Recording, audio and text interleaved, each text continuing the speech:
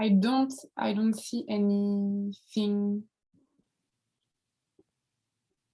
You just tell me that it's okay. You just tell me that it's recording.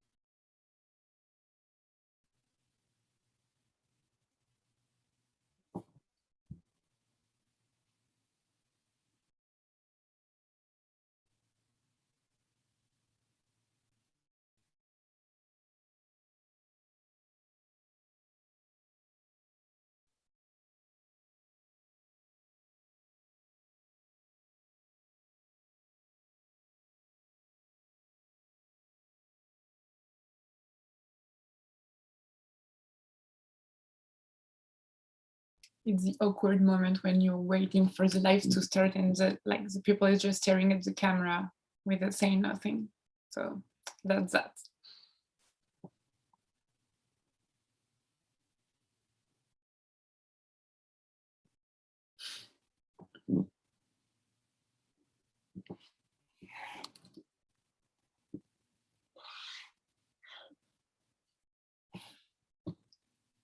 Should I start talking? Is it?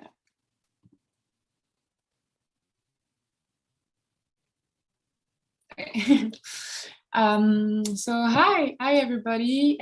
Thank you for watching this live. I think it's kind of my first ever Instagram live. I participated in one of my friends like during the lockdown in March 2020, but I think since that never.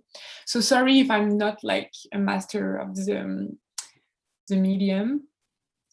But yeah, so this is my new book. I'm very, very happy with it. I'm very happy that it's published by Drone & Quarterly and then it's released today in English.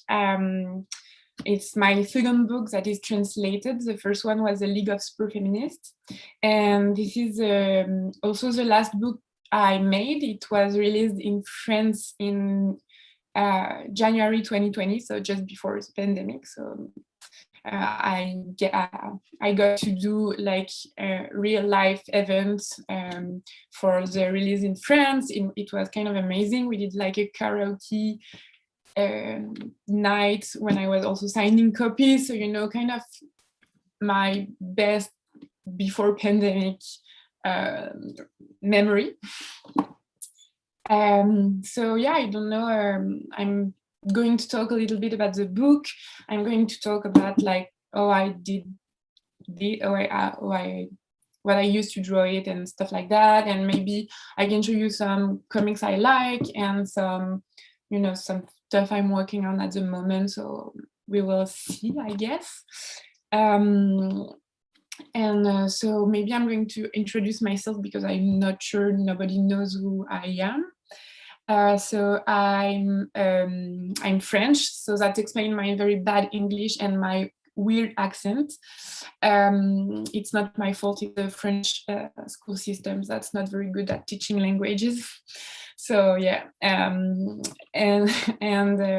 I'm 29 years old. I live in Montreal since 2016. And yeah, I'm originally from France, from Charente-Maritime. It's like 2 hours up Bordeaux. I don't know if you see where it is. And I moved in Montreal because I came here originally for like a comics residency, and I really felt at home, even if it seems a little cliche to say that. But after that, I really tried to move back here. And so yeah, and I'm a permanent resident since July of this year. So yeah, I'm very happy that I can stay here now and that I don't have to, you know, find tricks to have a new visa and stuff like that. So yeah, not the best topic, I guess, but what can I say about me? I think I started doing comics professionally in 2013.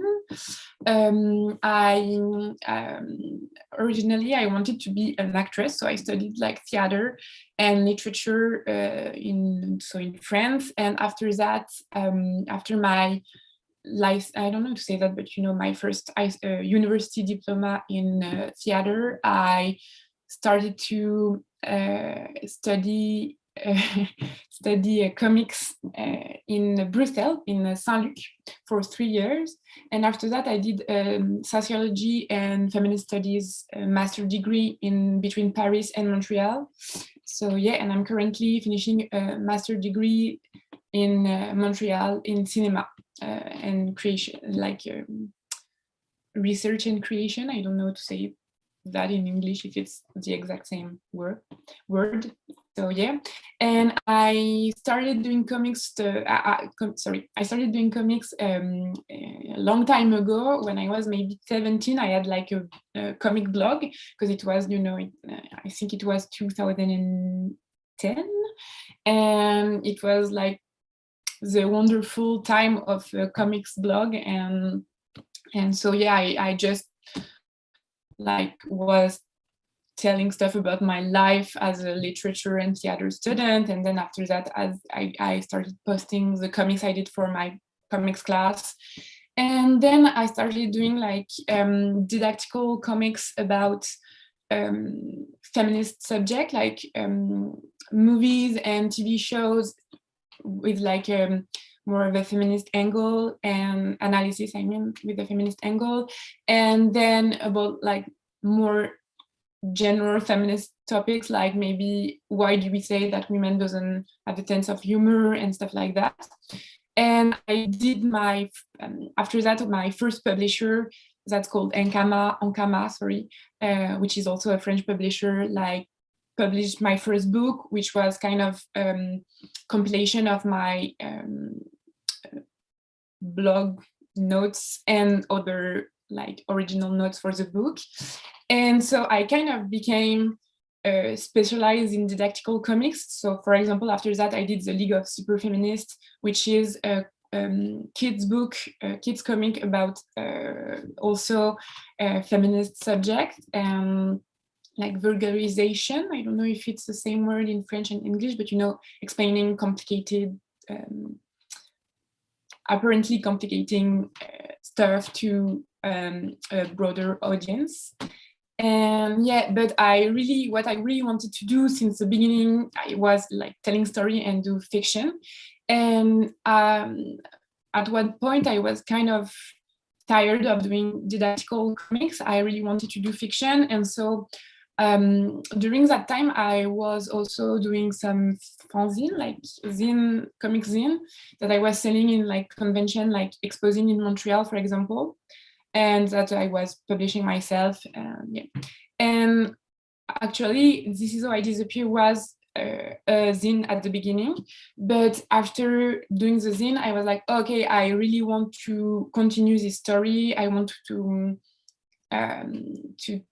do a longer story and not like just 30 pages, because I was always doing them in kind of a rush. It was always very fun for me, but you know, like kind of, I have an idea and in 2 weeks, or maybe sometimes it was in 2 days, I'm going to do a zine and like print it and sell it.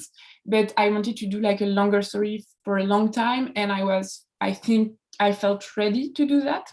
So I have actually the zine, so it's a little bit, yeah, it had lived a long life already. It's a little bit like bruised, but yeah, so it was the first 30 pages of the book. It ends here, which is like kind of the end of the first scene of the book.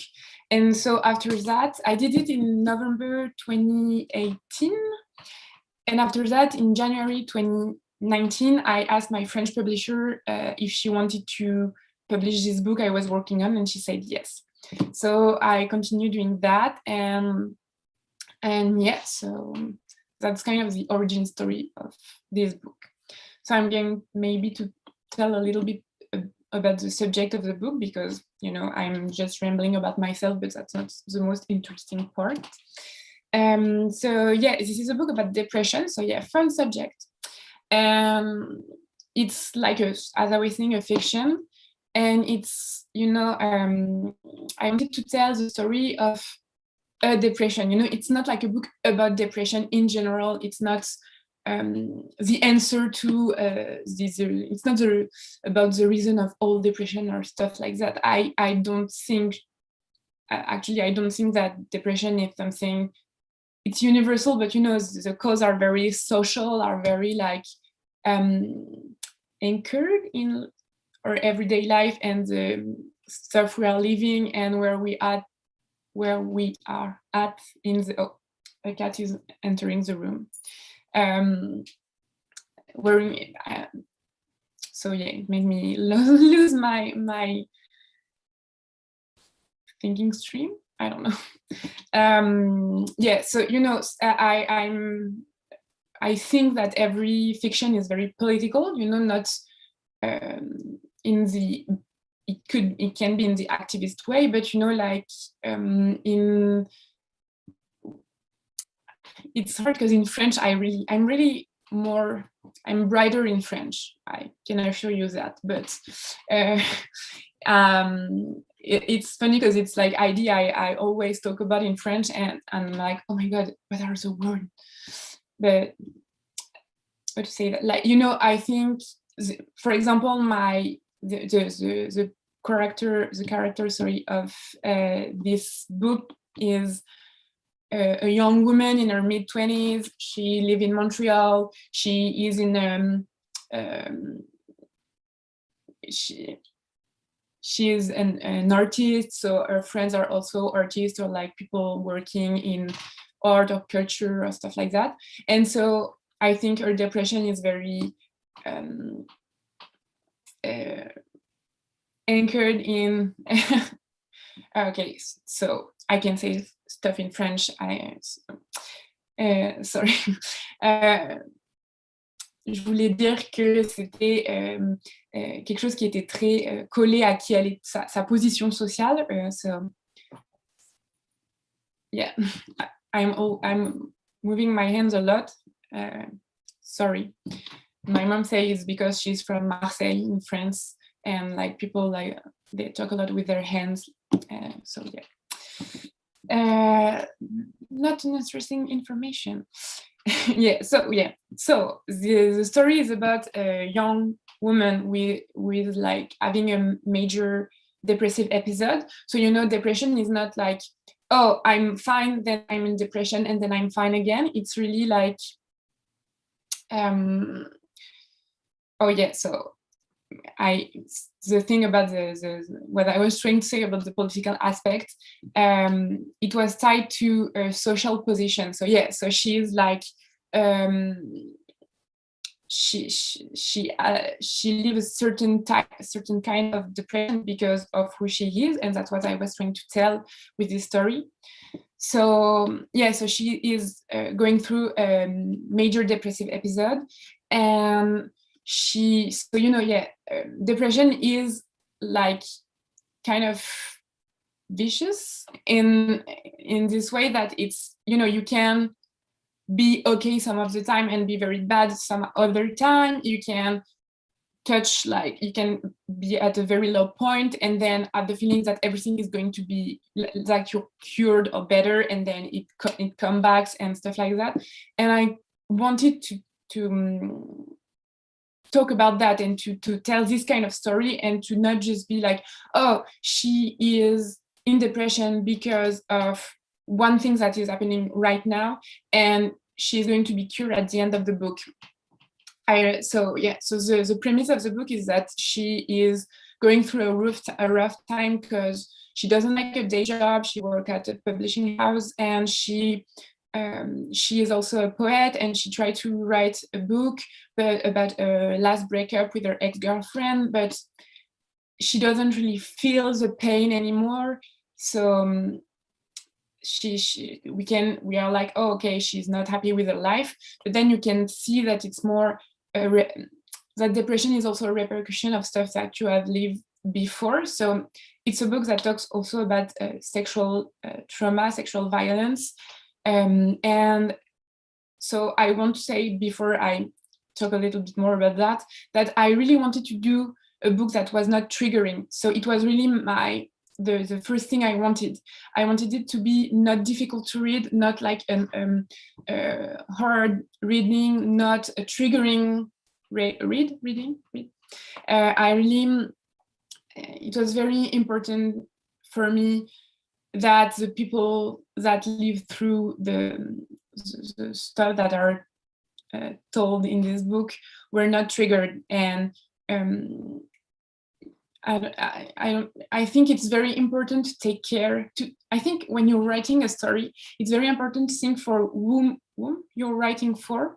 And I was definitely writing for people that, and women especially, that were going through depression, and what you want to do with the book, and not really with the book, but I didn't, most of the time when sexual assault is mentioned, it's always to shock, and it's to shock male readers and people who didn't live through that. And I wanted to tell this story, and I also wanted that the people that could like relate very personally with that would not be hurt by the book. And I really hope I succeeded to do that, because that was really my main goal.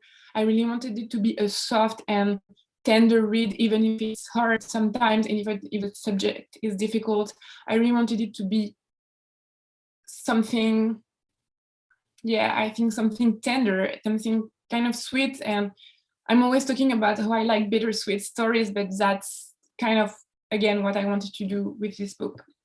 So I to come back to what I was saying before, I wanted to show that you can live a traumatic event, and then it's not going to be, it can take a lot of time before you live through the fully not potential, my God, it's an awful way to say that, but the full effect, I guess, of what it's going to do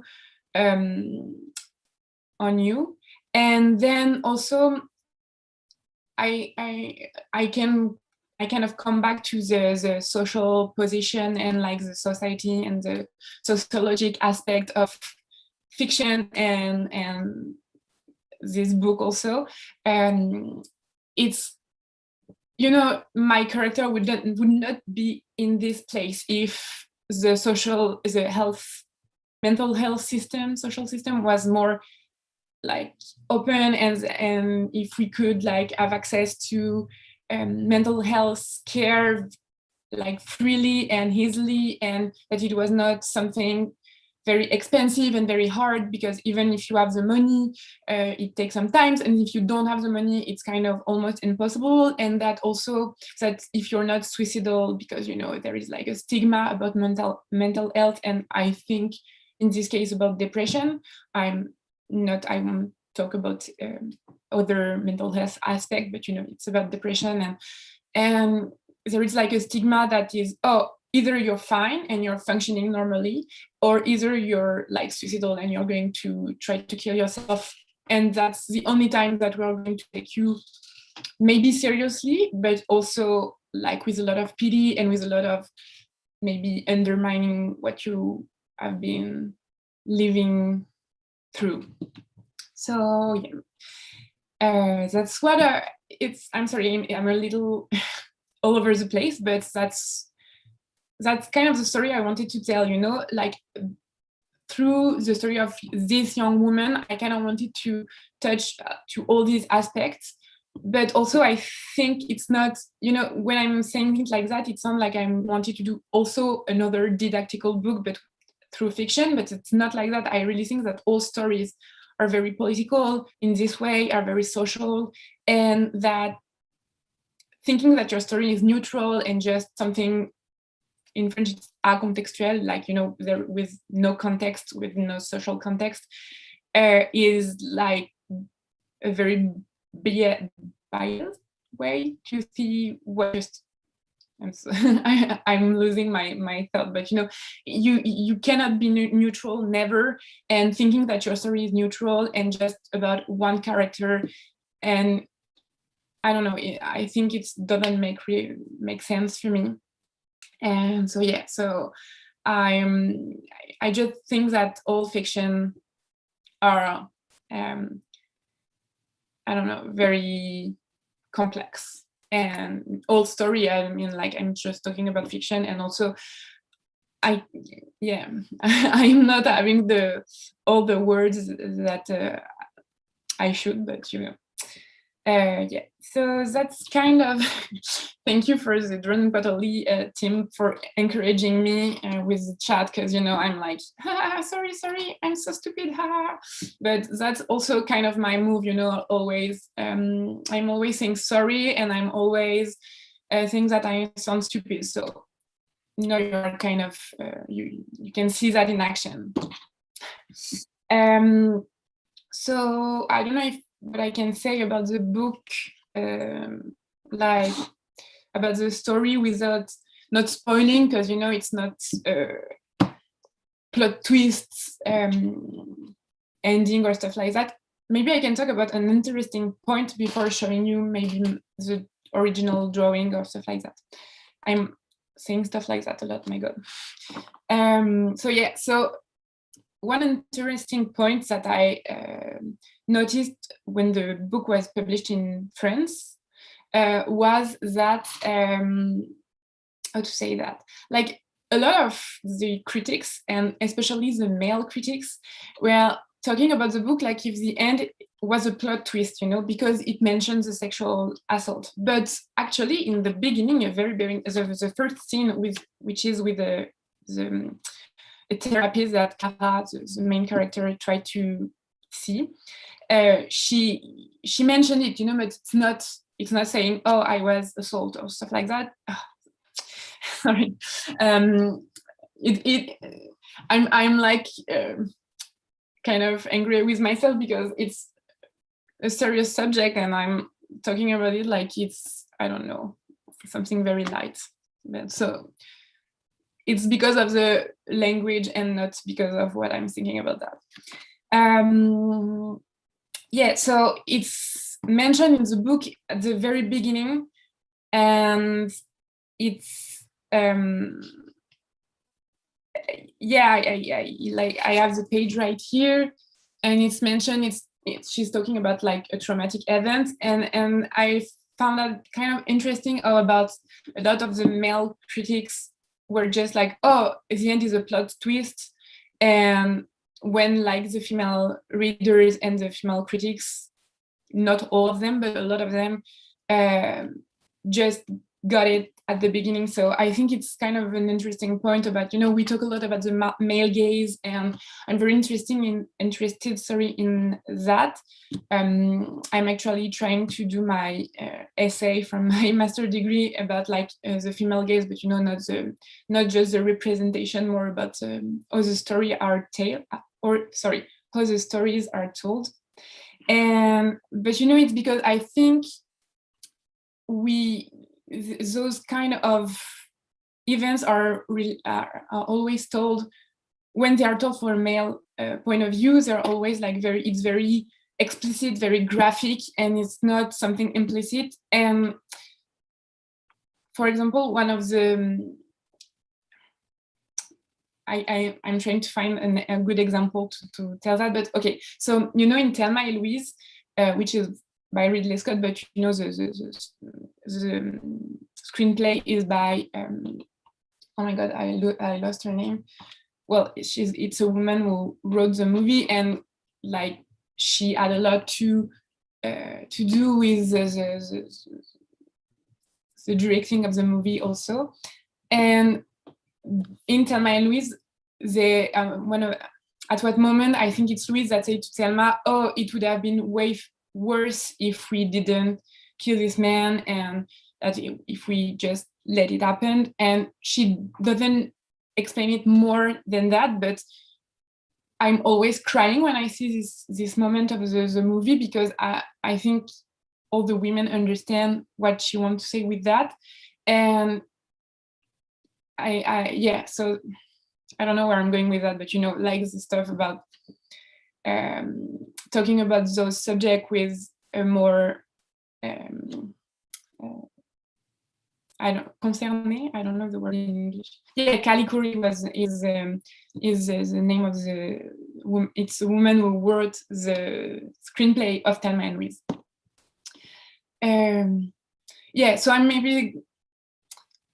going to maybe talk about something else right now, because I'm rambling and not saying correct words. So sorry.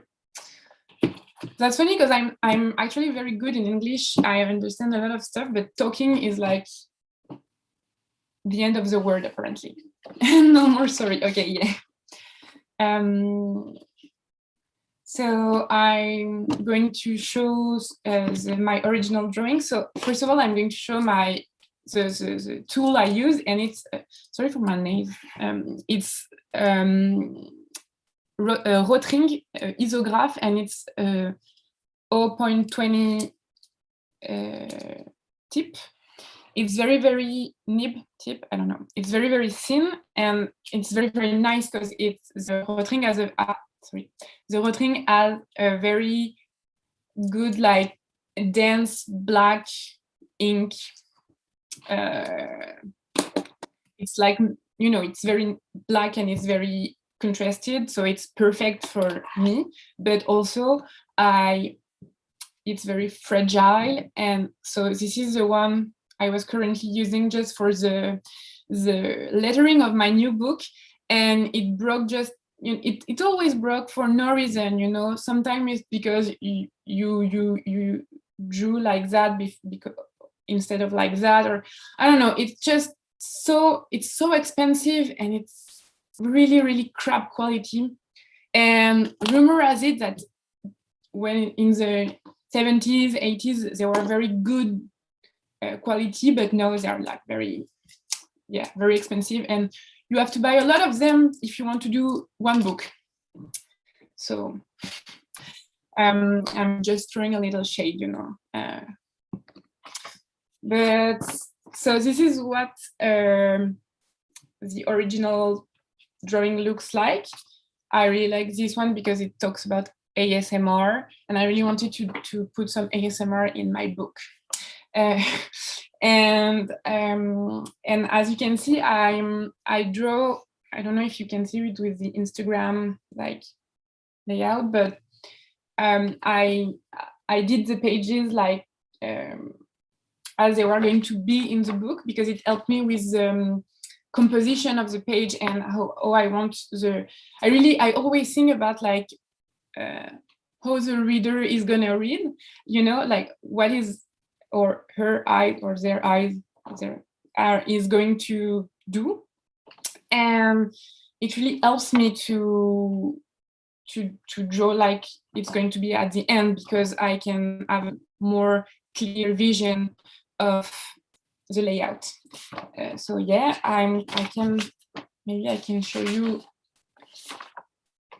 You can see that there is a mistake here, but the wonderful thing with black and white is that you can just, clear it on Photoshop without thinking twice about that. It's very easy, and I'm doing my new book. It's like graphite, this kind of pencil, yeah, that's the word, and with color. And believe me, it takes me a lot longer to clean my pages and just put the color on it. So yeah, so this is a page that I really like. I'm very proud of the composition.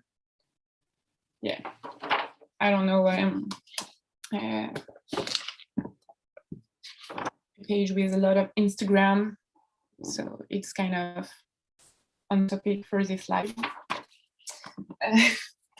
Yeah, so I cannot believe that I have all my pages, because I'm very, very bad at organizing my stuff. Currently, I have I put everything in this a classer. I don't know to say that in English, because I'm always losing stuff, and I found that it's the best for me. But they were just, like chilling in my drawer, and I didn't lose a single one of them, so that's kind of cool. I'm very proud of me for that. I can also binder, yes. Thank you for the. I'm reading a lot of Heart for the Heart, so thank you so much. I also started to use a new technique for organizing myself when I was doing this book, and I'm currently doing the same for my new book. So this is very nice,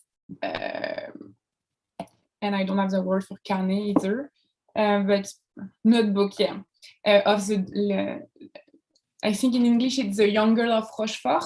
It's a movie by Jacques Demy, who is one of my favorite directors, and it's one of my favorite movies, maybe the movie I have seen the most time in my life. So I was very happy to find this notebook and to use it for my first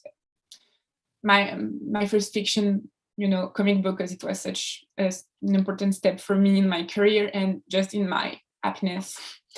And so so you cannot see a lot of the stuff I wrote, because it's really like tiny, and yeah. But I just wrote, the calendar, and it was like all the pages, and I wrote the number when it was a storyboard, and then I put the color when it was inked, and it really helped me to visualize the book more. I wrote like stuff to do, and also I did this is how I wrote my book before. I really wrote while I'm storyboarding, and I cannot, I don't have a screenplay before. I just have, it's, I don't know if you can see that, but it's just the number of the scene, and then what it is, like therapist scene, or like, oh, she is at work and she talks with her colleague, who is talking about her crush on a guy, and then she talk about her book, and then I'm writing the scene while I'm drawing. Oh yeah, my little sister is in the live. Yeah, Lucille, I love you so much. I'm very happy that she can see me doing that. Yeah, so I found that I'm really unable to, write without drawing at the same time. It sounds like I'm very pretentious, and then I'm like, oh yeah, I'm just a comic book artist. I cannot write without image. I cannot write while I'm not drawing. But it's not like that. It's more than I think I have to visualize the pages and how I will be writing them. So I cannot do more before the storyboard than just writing a few ideas and where I want the scene to go and stuff like that. And yeah, and it worked very well for me. I also use a lot my iPhone notes because you're like, you work on a scene and you're like, oh my god, I don't know. My only rule is that I do not force myself to write if I don't have any idea, because I know I'm going to be like hating what I've been writing if I do that. And so sometimes I was blocked for maybe 2 weeks on a scene, and then at 4 o'clock in the morning I was like, oh my god, I have an idea, and then I didn't write it and I forgot it. So I started like writing in my iPhone, and it was very helpful for me to do that. So yeah, I don't know if I can, I can show you like it's my new project, and I'm doing like the same technique, but I do not have a lot of page in color right now at the moment. So yeah. Yeah, I don't know what I can say. Maybe that I really love doing this book. It's funny because most of the interview I had, people asked me, oh, it must have been very heavy to, write story about depression and all of that subject. And it was actually, I really loved working on this book because, as I was saying, I really wanted to do fiction for a long time, and I just felt very free and very, it was such a challenge and a new way of writing. And yeah, so I really love working on this book, and I hope that you're going to like it if you read it. So what comic artist inspire you most? I took some book with me because I was like, oh, I can show maybe some stuff that I like. So I have 3 very important comic book artists that really, I think,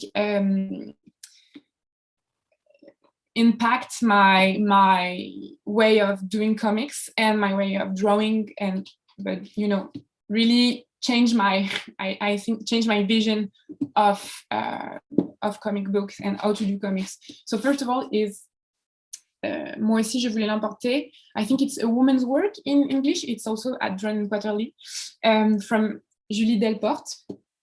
And Julie is a very important person.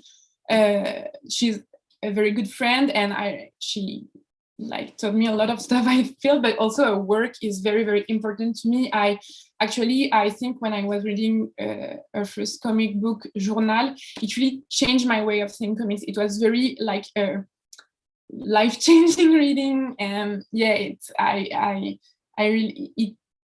like an autobiographical comics, but I think it changed my vision of comics in general, like fiction and autobiography and other stuff. And even if we don't do the same type of work, but I'm very, very inspired by her and everything that she does, and I think it's so beautiful and amazing and important books. So I just have a latest comic book, but all of her bibliography, everything that she made was very important for me at different time of my life. So yeah, I really recommend you to read Julie's book. I also have a book that's called Daddy's Girl by Debbie Dreschler. And I think I read this book, I was maybe 20, and again, maybe 19, like a life-changing reading. Like, I think it's the book I understood what you could do with comics. It's a very heavy read. It's a story of incest, and it's very heavy and difficult to read, but the art, I think I understood all the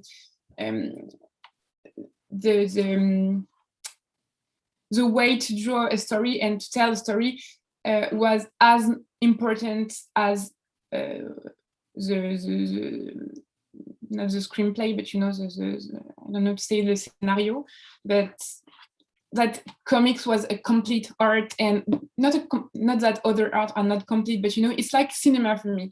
You cannot, if you want to do a good comic, you have to think about telling stuff with the drawing as much as with the words.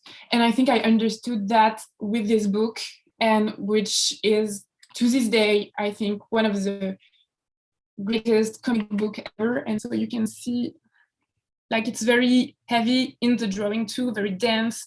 And the rest of her work, she is an illustrator. It's not like that at all. It's because of it's the story that she's telling in this book, and in her other book, Summer of Love, which is also an amazing, very, very good and very heavy book.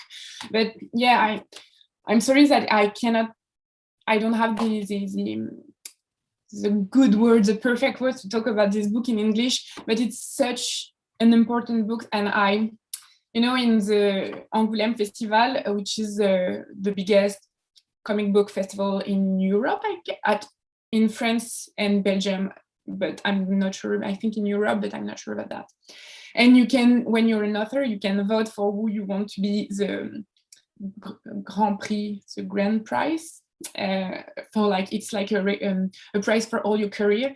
And every year I vote for Debbie Dressler, because even if she just did 2 books, I think she is, but she deserved to have this prize, because it's such important book in the comic book history. Really, really. And I highly recommend you to read them if you don't think it's going to be too hard for you to read, because it's, as I was saying, like maybe 1,000 times heavy. But yeah, it's incredible, and the art is also so beautiful, even if it's dark. And yeah, yeah. And finally, I have other books after that I can show you, but where is she now? Yeah, I think she doesn't do comics. I think Debbie Dressler, I think I've read an interview or maybe an article about her where she was saying that she said what she wanted to say, and that she now she's like, I think she's an illustrator. She just do illustration, but I'm not sure about that. Maybe it's like some things that I remember, sorry, but badly, so I do not take my word for that. But yeah, misremembered. Yeah. So the last of the Trinity books that I wanted to show about, like my biggest inspiration, is Nana by Ayazawa. So when I was a teenager, I was heavy shoujo manga reader.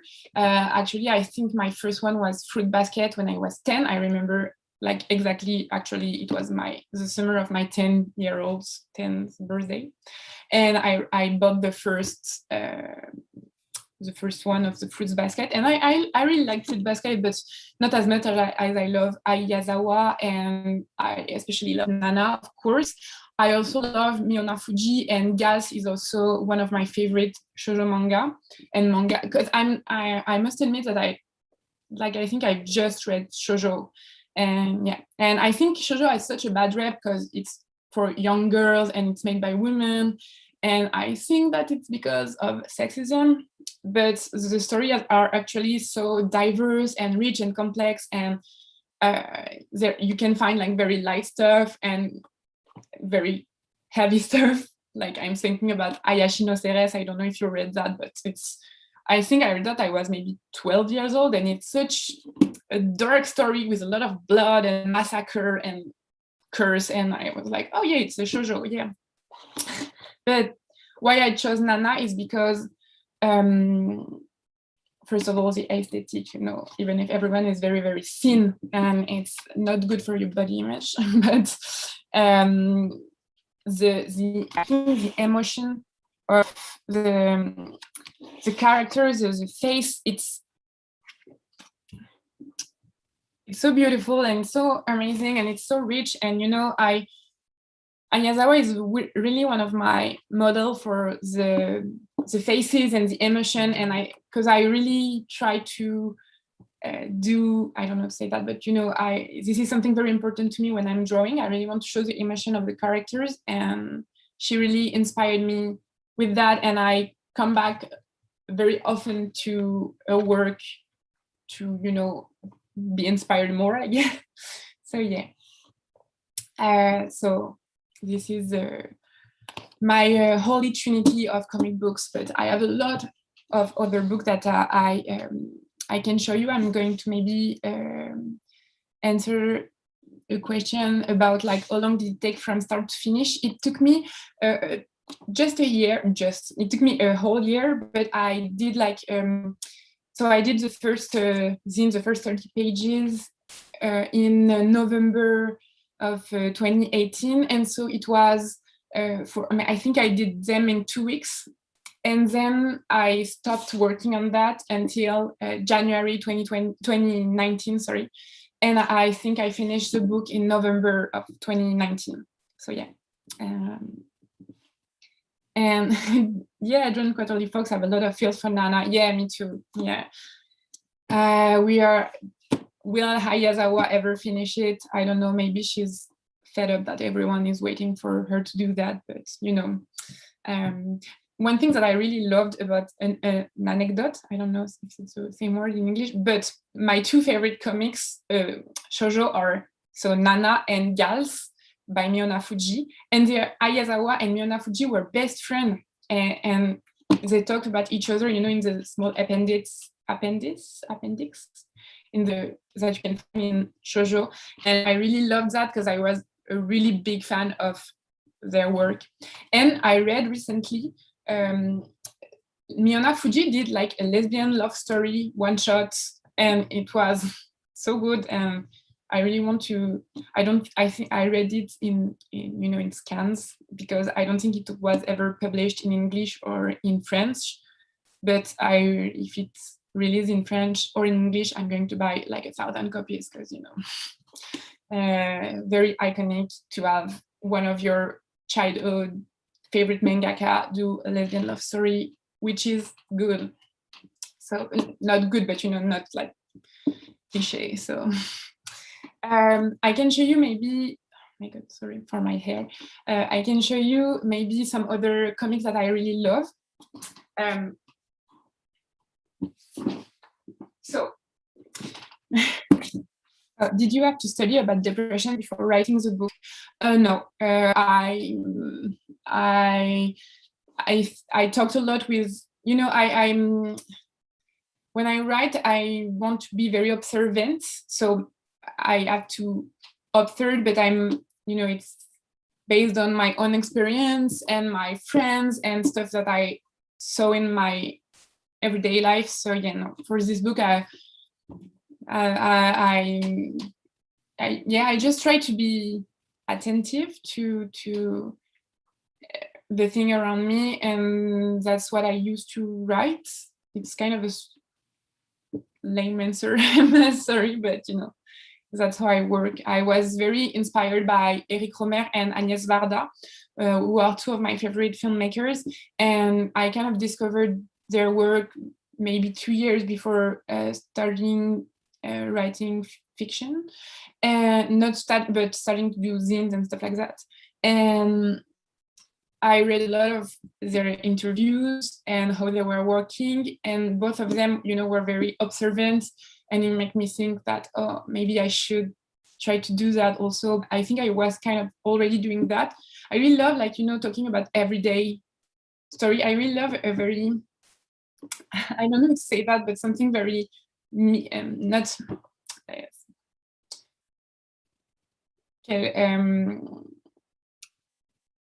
I don't know how to say that, but, you know, not a very, I don't think story to be good have to be extraordinary or always in the more. Like, for example, if I take Orange is the New Black, which was a show that I loved, I really preferred when it was like, you know, a low security women's prison, and before they added all the, you know, more like extraordinary stuff. And I think most of the time we want to do more, and I think I really like story when it's less and about like more medium subjects and ordinary life. Yeah, and so I try to do that when I'm writing. I don't know if I'm doing it well, but that's kind of my goal. So maybe to finish this live, and thank you again so much if you watched that, and I hope I was very I was kind of clear with what I was saying. I just want to show you some comics that I really love recently, and maybe to give you some idea, because comics are amazing and I really love comics, and I read a lot of comic books, and yeah, I do them. Obviously, I like this medium, but I really have a love for comics, and I think it's maybe less in North America, English-speaking readers, but, you know, in France, I always think that comics are a little bit unloved. I don't know, like, they should be loved more, because I think there is such a rich and diverse production. Like there is so many books that are amazing, and I really think there is a lot of wonderful, wonderful books. Sorry, I have apparently I just have 3 words in my vocabulary. So yeah, to finish this, to end this live, this book, alors I don't know what is the name in English. It's Toujours tout foutre en l'air in French, and it's by Moa Romanova, who is a Swedish author. And actually, this book was gifted to me by a woman who was working in a bookshop where I was doing signings, and she told me that she told me that she reminds her of my book, and it's a book about anxiety, and it's very, very, very good. And this book, I don't know the name, like Oiseau de Nuit in French, and it's also a Swedish author, and it's about like a teenager, and it's very good and very funny, and like actually a very small piece of life of a teenager girl. And I really recommend you this book. It's like my last coup de cœur, I don't know to say that. So yeah, so that's all for me. I'm going to show you my book one last time. I can disappear behind it, so I'm very, I'm very artsy, very cool, mysterious. But yeah, no.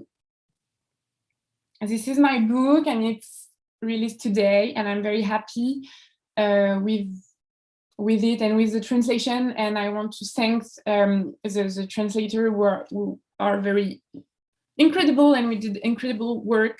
And yeah, I don't know, I'm very happy with how it turns out, and I hope you all like it. And thank you very much for watching this live and for bearing my broken English, and I hope I was a little bit interesting. And I wish you all a great day and an amazing month of October, I guess.